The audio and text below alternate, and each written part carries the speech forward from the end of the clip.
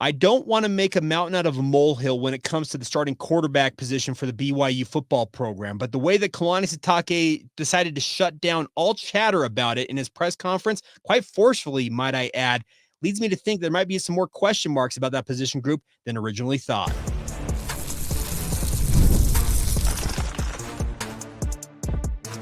You are Locked On Cougars, your daily podcast on the BYU Cougars, part of the Locked On Podcast Network, your team every day. What's up, everybody? I'm Jake Hatch, your host here on Locked On Cougars, your resident BYU insider. Thank you for making Locked On Cougars your first view and or listen of the day, and appreciate all of you who we like to call everydayers right here on your original daily podcast focused on the BYU Cougars. Today's show is brought to you by our friends over at FanDuel. Now through September 22nd, all FanDuel customers can bet $5 and get a 3-week free trial of NFL Sunday Ticket from YouTube and YouTube TV. Visit FanDuel.com/lockedon to get started today. All right, BYU held their first weekly press conference yesterday in Provo via Zoom with the media to talk about the upcoming game against Southern Illinois.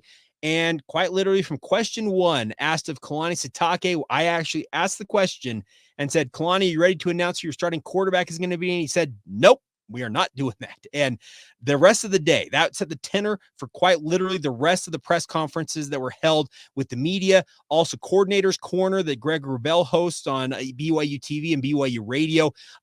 Aaron Roderick was evasive at best about the quarterback situation. And Kalani Sitake, man, he got pretty testy about this. We kept getting brought up about different things about the quarterback position. And I know that Kalani understands that we in the media have a job to do. I don't think he took anything personally, but man, was he forceful with some of his answers. I'm just going to let you hear a little snippet of one in particular. I think it was early on. It was probably midway through. Him essentially telling the media, stop asking. Here you go. Kalani, have you decided who your starting quarterback is going to be this week? Yeah, I think you guys have the depth chart, so we kind of have an idea. We know our plan. We know what we're going to be doing, just not ready to tell everybody our game plan yet. So we have an idea of what we're going to do and how we're going to execute our offense and what we're going to do in all three phases, offense, defense, and special teams. So we're excited about it. Kalani, does this mean that we're not going to find out who the starting quarterback is until he runs out on the field on Saturday night? Yep, exactly. Okay. That's why it's listed as an or. So you can keep asking the questions. We have a plan, guys. We know what we're doing. We've been through this before, and we're going to be just fine. What's holding you and A-Rod back from naming a starter, or was this by design all along to just wait until game day? I think it wasn't all by design until we decided that we didn't have to. You know, this is. I think we're trying to respect the process of everything, and then we see that we're in a really good spot, and we have two really good quarterbacks, and honestly, we have all our quarterbacks are really good. So it's like we just want to get out there and play the game. You guys will see it. I don't think you need all the answers right now, so you'll get them when they come.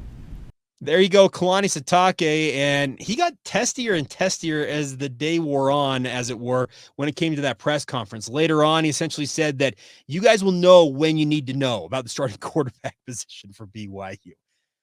I love Kalani Sitake. Let me be very blunt about this right up front. I've got a very good working relationship with BYU and their head coach. The situation at hand, though, is Kalani Sitake on edge for a particular reason? Because I'm not going to lie, I had at least two media members. I'll read one of them. I know I have the text message right in front of me. I'll pull it up right now. Who texted me during the middle of this press conference, and we have back channel communication amongst the media. But one of the questions asked me, got this directly sent to me. Did he, speaking of Kalani Sitake, seem more on edge today than usual? I said, yeah, he seems more agitated. That's my response.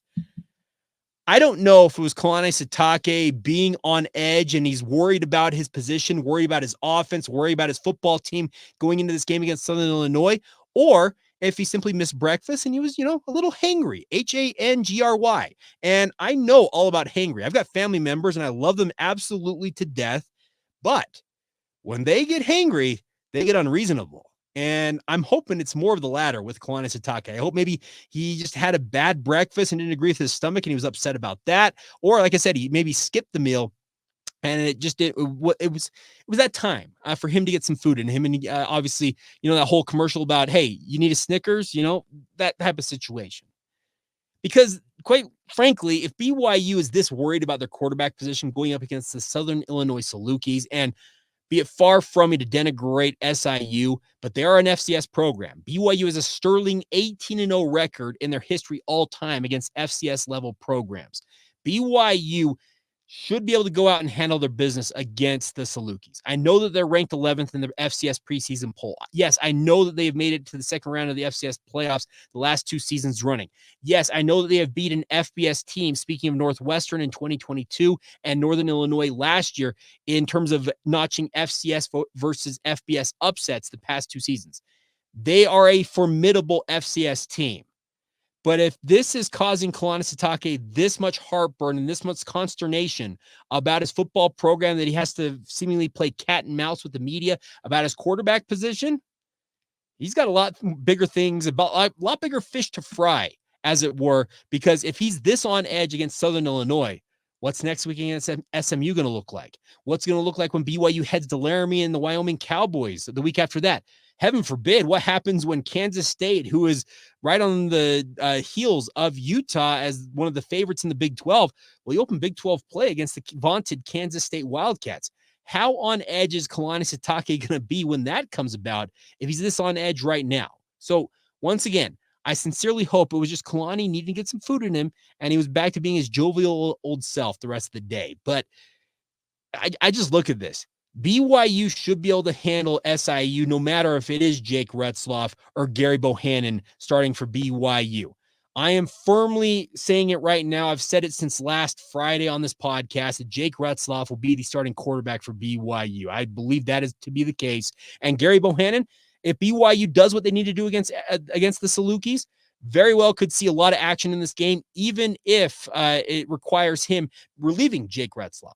There's no situation I feel like in this game that you don't see both quarterbacks unless BYU is just intent on saying, no, Jake's our guy or Gary's our guy, and they're going to ride that pony the entire game. I see it as a situation here that BYU wants to get a firm evaluation of where things stand with these quarterbacks, and this is the perfect opportunity to do that, even though I do believe Jake Retzlaff will get the start. But I go back to it. What is Kalani Sitake so on edge about here? Is he feeling the pressure, the walls closing in on him? Is he hearing all the chatter about how there's some BYU fans out there believe that this is his final season if things don't go well for the BYU football program? If that's the case, all I need to do is march into Tom Holmoe's office and say to Tom, tell me, am I coaching for my job? That would, I think, answer that question for him. I know Kalani fairly well. I want to say it was just him maybe having an off day, but man, it was an interesting press conference. But all the same, I believe BYU will handle their business against Southern Illinois. They should handle their business against the Salukis. And if they do just that, I think Cougar Nation might be able to breathe just a little sigh of relief. Also, I'll add this little tidbit. Bill Connolly, SP Plus, ESPN, the analytics absolute guru, he has got BYU with a 70% win percentage against Southern Illinois. That is actually closer to a pick'em in the FCS parlance than almost any game out there. Typically, when an FBS versus an FCS game comes about, if you have a win percentage total of lower than 95%, well, you're on upset alert. And that's what BYU is in this game. The projected score from SP Plus is 34-26. You want to have Cougar fans on edge, even if you win this game, win that game by 8 points, win it by 1 score. See what the hot takes look like on social media after that. Handle your business, go out there, and just do what you need to do. And let me also add this caveat. Maybe Kalani Sitake is putting on a show. Maybe he's sounding all agitated and upset about his situation just to make us in the media and you in Cougar Nation feel like he's feeling the heat, whereas it's all a show and he's quietly confident sitting back there in his office saying, all right, we got something cooked up for SIU. And if they go out there and blow the doors off the Salukis, let's say they win like 42-10, well, maybe he can come out and say, hey, got you guys. We'll see what happens, but it was an interesting press conference all the same. The official depth chart is out for BYU, but as our good friend Jeff Hansen from Cougar Sports Insider and Give Him Hell Brigham said, it's more of an org chart versus a depth chart. We'll dig into that next. Some of the things you need to know about that depth chart, which includes an or between those starting quarterbacks. We have more on that momentarily as we roll on right here on Locked On Cougars.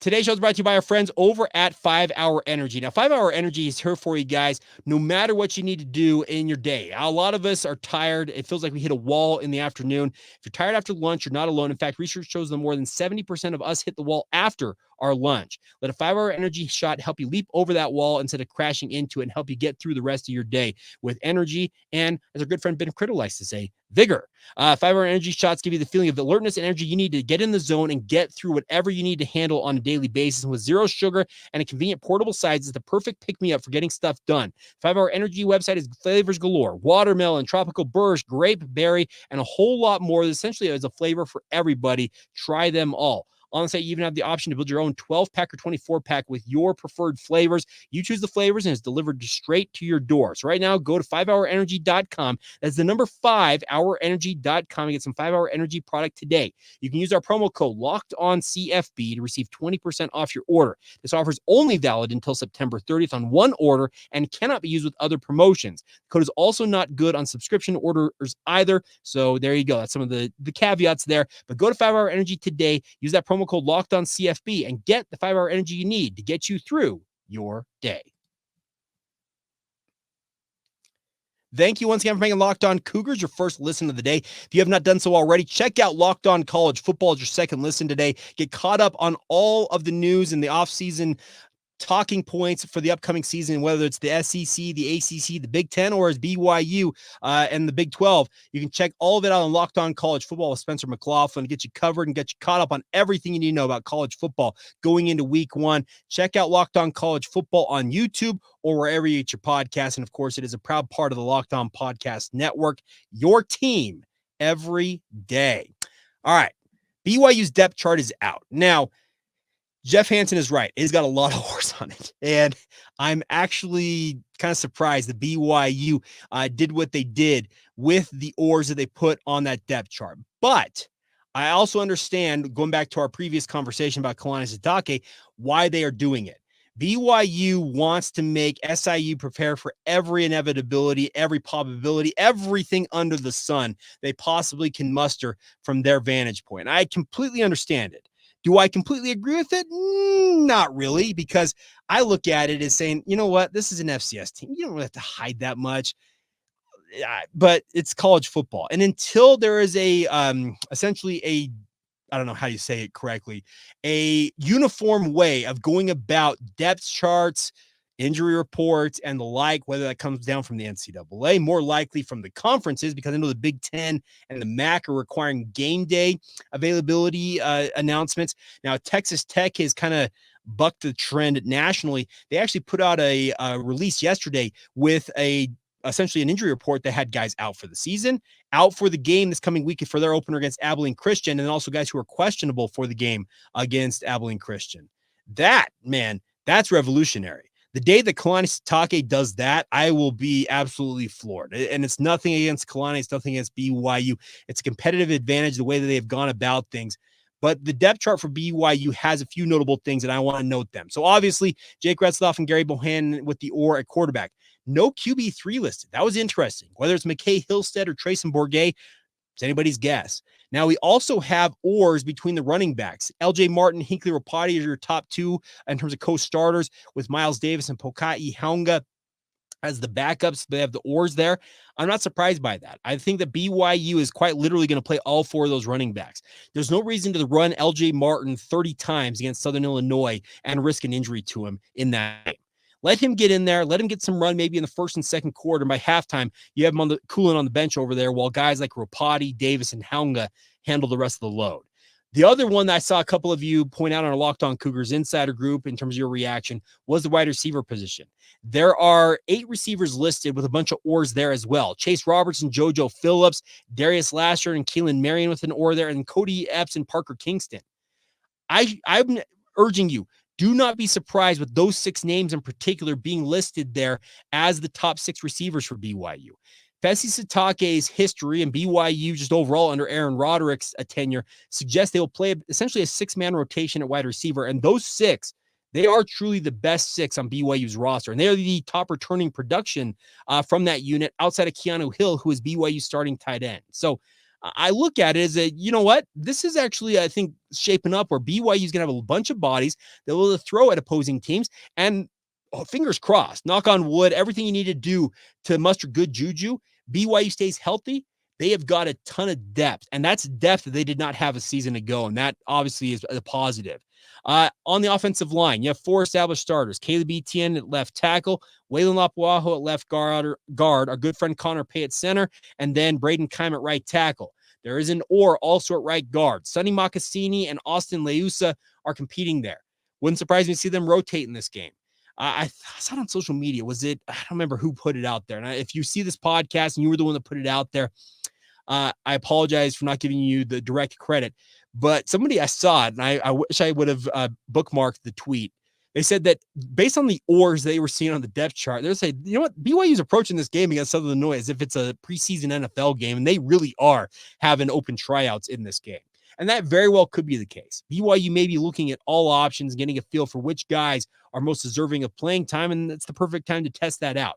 Now, you can't screw around too much because, as we mentioned, SIU is a very, very talented FCS program. But go out there, let these guys have some run and see what you're capable of. A couple of surprises on the defense. One surprise and one non-surprise. Surprise to me to look at this and see Logan Latui as a co-starter with Isaiah Banya. Now, Logan has been very good in training camp. Let me be very clear about that. But I thought Isaiah Banya, with his experience, the fact that he's a returning starter, I thought BYU would do him the honors of putting him as the clear-cut starter at opposite end. Apparently not. Logan Latui has made his move there, and it feels like it's a neck-and-neck battle at that position. A position you should not be surprised by, because I have been talking about this guy all training camp long. There's been a lot of talk about safety and who's going to start at safety for BYU. You guys ask me, well, what about Raider DeMooney, Jake? What about Crew Wakely? What about Micah Harper? You know who the starter at free safety is, and he doesn't have an or next to his name? Tanner Wall. Yes, Tanner Wall is going to be a guy that you're going to want to get to know. I've mentioned it a couple of times. For those of you who are everydayers on this podcast, at least in the last week, the name to know in that defensive secondary is Tanner Wall. He's the free safety, and he's the free safety for a reason. He has been very, very good in camp. Every time I have watched him out there, he's been solid, if not spectacular. And it's cool to see a former walk-on who transitioned from wide receiver to the defensive backfield, getting a start ahead of guys like Raider DeMooney, who are bona fide 4-star prospects. And I'm not taking anything away from Raider or Micah Harper or Talon Alfrey. There's a lot of depth on that safety group, but that strong safety position has got 3 oars on it, whereas free safety has Tanner Wall and then an oar with Tommy Prasis and Falatau Satuwala behind him. So interesting developments across the board when it comes to BYU's depth chart, but I also want to add one other thing. Did you notice how many true freshmen are on this depth chart? Well, our good friend Casey Lundquist over at Cougs Daily, part of the Sports Illustrated channels, he pointed it out, and I did the math myself. I started looking at that. 10 true freshmen are on this depth chart for BYU football.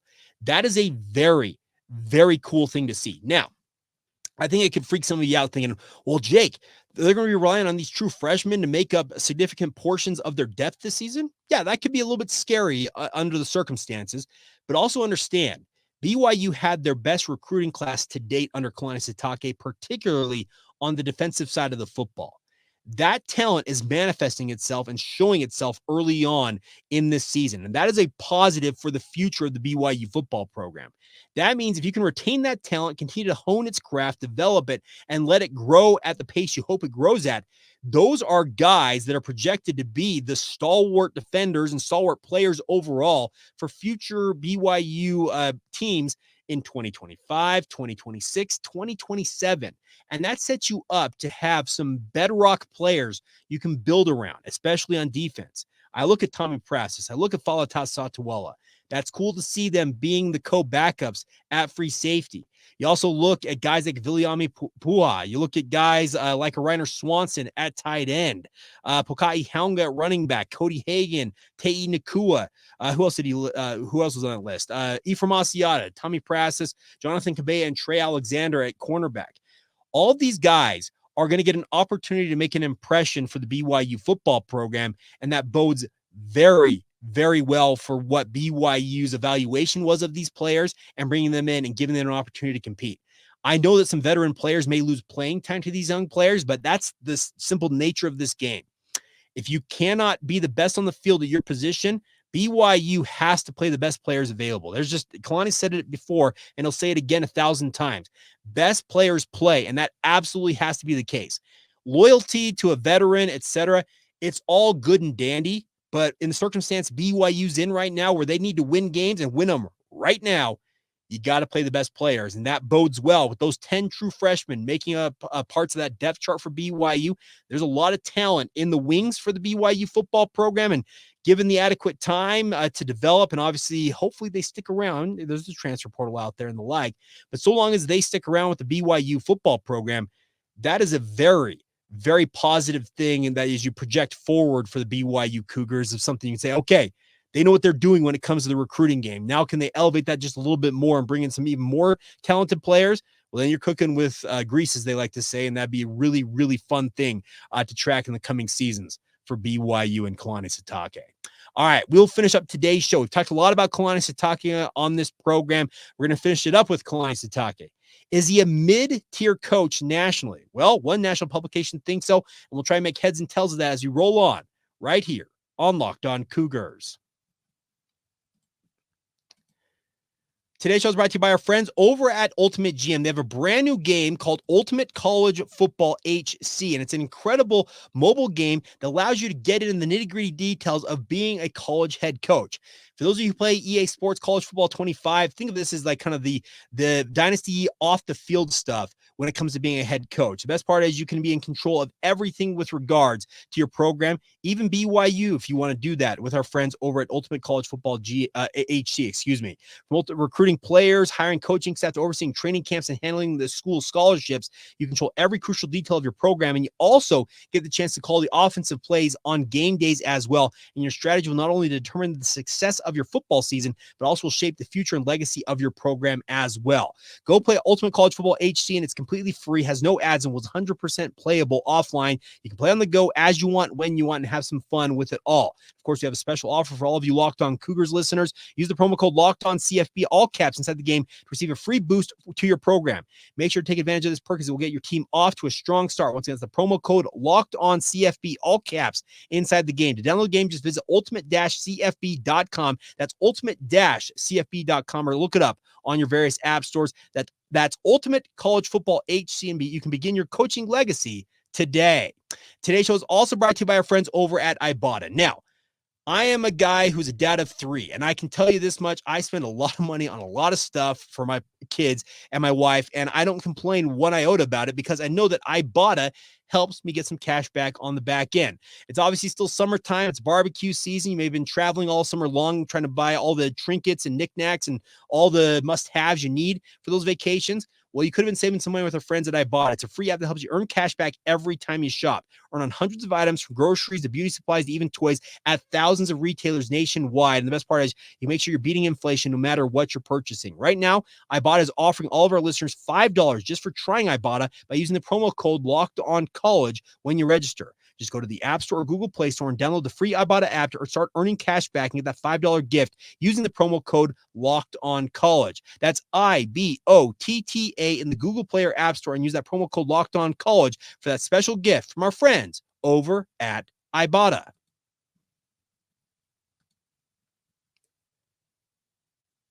Thank you once again for making Locked On Cougars your first listen of the day. If you have not done so already, sign up for our Locked On Cougars Insider Group. It's a great way to interact with the show.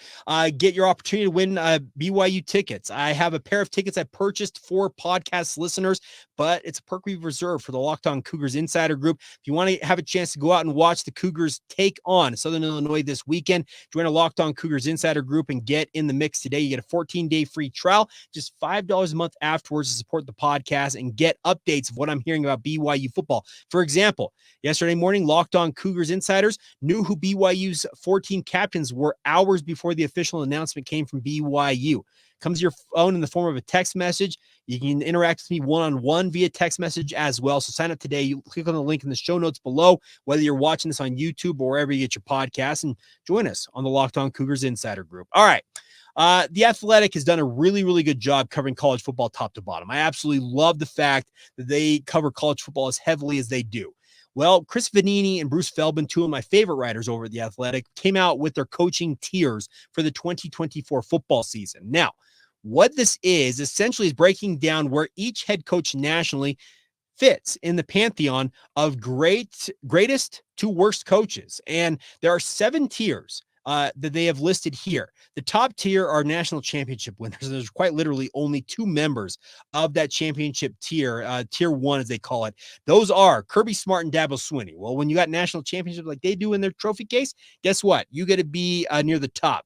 Now, Kyle Whittingham, Utah's arch nemesis, the former BYU alum himself, leading the University of Utah. He's in tier 2 this year as he leads the Utes hopefully towards a college football playoff berth, which BYU would love nothing more than to knock off the Huskies. The Utes. I just saw Washington scroll across my feeds. That's why I mentioned the Huskies, but they would love nothing more than knock off the Utes and keep them from making the college football playoff. But where does that have BYU head coach Kalani Sitake? Well, I can hear some of you out there grumbling, it should be in tier 7. I know that there's angst around Kalani. I get all that. But I think it was a measure of respect that BYU head coach Kalani Sitake was listed in tier 4 from Chris Vannini and Bruce Feldman. They said this about the group. This is the, quote, very solid group. They're not on the hot seat, and they'll rarely have a terrible season. Now, you can argue that 4-9 season that Kalani Sitake had in 2017 and 5-7 a season ago. Those might qualify as terrible seasons in your mind, but apparently not in this circumstance. It's also good that sees a lot of movement. They mentioned that Neil Brown moves up 2 spots after taking West Virginia to a 9-4 season, coming up from tier 6 to tier 4. They don't really write anything about Kalani Sitake, but they have him in this tier. That's the middle of the road right here for Kalani Sitake. This season could go a long way to moving him up, moving him down, or keeping him right where he's at in this pantheon. But here's the coaches that are around him in this mix. Bill O'Brien from Boston College, who's a brand new head coach, who's coached in the college level before, obviously at Penn State. He's in this mix. Pat Narduzzi, the guy that seems to have a bone to pick with everybody, especially when it comes to players leaving his program via the transfer portal, he's on this list. Jeff Monken from Army, who's done a very, very good job. Reason I mentioned Washington is because Jed Fish is in this. He's actually jumped up 2 tiers into the mid-tier here. Mike Elko from Texas A&M, Dave Doran from NC State, Neil Brown, as we mentioned, from West Virginia, Brett Bielema from Illinois, and then Kurt Signetti from Indiana. Is that the caliber of coach that Kalani Sitake aspires to be? I don't think so. I think he absolutely aspires to be a top-tier, bona fide P5 coach. He wants to be a top-tier coach. Now, a lot of this is circumstance because I talked about this where guys can jump tiers 2 and 3 at a time if they have successful seasons. Let's say BYU puts together an 8-4 campaign against the type of season they're looking at. BYU is slated to face all 5 of the preseason top 25 teams in the Big 12 this season. It is a very, very tough schedule for BYU, but 4 of those teams come to Provo, Utah. That is an advantage for BYU. If you can handle your business at home and notch some upsets, that is going to change the whole tenor, I feel like, for this football program. And if BYU, let's say, were to kind of beat the odds, as it were, and go 8-4, it wouldn't surprise me to see Kalani Sitake in tier 3 next year. And if they were to just absolutely just blow the doors off everybody and, heaven forbid, go for 10 wins, I'd see him maybe in tier 2 at that point. I think this is a fair evaluation of where Kalani Sitake is at in his head coaching tenure. You may disagree, and I welcome your comments. Drop them in the show notes below, whether you're watching this on YouTube or you want to weigh in via social media. If you're listening to this regular podcast format, let us know. But I look at this as Kalani Sitake getting, I think, a fairly good evaluation overall. I mentioned, some of you probably are grumbling, well, he should be like tier 6 and he should be on the hot seat. Kalani's done a fairly good job. And I also want to caution you guys, those of you who want Kalani Sitake out, for lack of a better term, who's the guy you're going to slate to replace him? Is it Jay Hill, who is his current deputy? Is it Kellen Moore from the NFL? You're going to be able to get BYU to pony up enough money to steal him from the NFL, a la Kevin Young, to the BYU basketball program via the NBA? It's going to cost a lot of money. Is BYU willing to dip back into that pool to pay, let's say, $6, $7 million, $8 million for a football head coach who's, by the way, been only a graduate assistant to my knowledge at the collegiate level, speaking of Kellen Moore? I just don't know who the like-for-like replacement or an upgrade in terms of a replacement is for Kalani Sitake. Now, I'm not paid to make that decision. That is Tom Holmoe's decision. Obviously, he's BYU's athletic director. I'm sure that he's got a list of guys he would consider on that short list, but I don't think it's very long. And I just don't see anybody out there that tells me, you know what, in blaring lights, that's the guy BYU needs to go get if Kalani Sitake ain't it for the Cougars. This season will tell us a lot, I think, about Kalani Sitake. I think it will tell us a lot about his program as well. But I do think it's a little too early to consider that Kalani Sitake power 4 level, giving get out. I just don't see that being a tenable situation, especially for a university that is as unique as BYU is. But maybe I'm wrong about that. Maybe Tom Homo has a plan that I am not privy to and I will never be privy to, but I just don't see that being good business on BYU side of things.